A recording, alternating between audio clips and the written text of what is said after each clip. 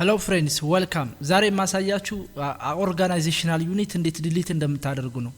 በራሳችሁ እየተለማመዳችሁ ከሆነ ሰርቨር ላይ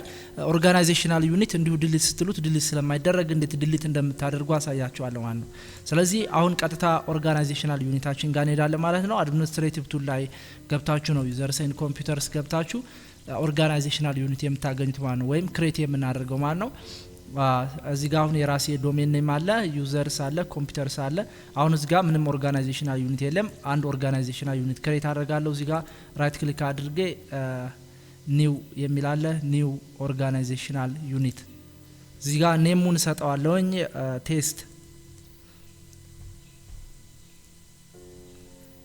ፕሮቴክት ኮንቴይነር ፍሮም አክሲደንሻል ዲሊሽን የሚል ቼክ አለ ይሄን ብዙ ጊዜ ቼክ እንደሆነ ነው ክሬት የምናደርገውና ይሄ ነው ዲሊት እንዳይደረግ የሚያደርገው ስለዚህ ኔ ኦኬ ልበልና ክሬት አደረኩ ማለት ነው ራይት ስለዚህ አሁን ይሄን ዲሊት ማድረግ ብፈልግ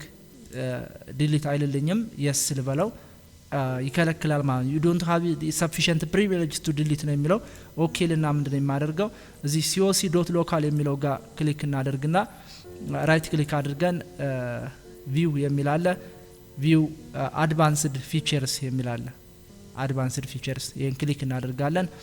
and then advanced features ከመጣልን በኋላ tests የሚለው የኦርጋናይዜሽናል ዩኒታችን ወይም ዲሊት የምናደርገው ጋር እንሄድና ራይት ክሊክ አድርገን ፕሮፐርቲስ እንገባለን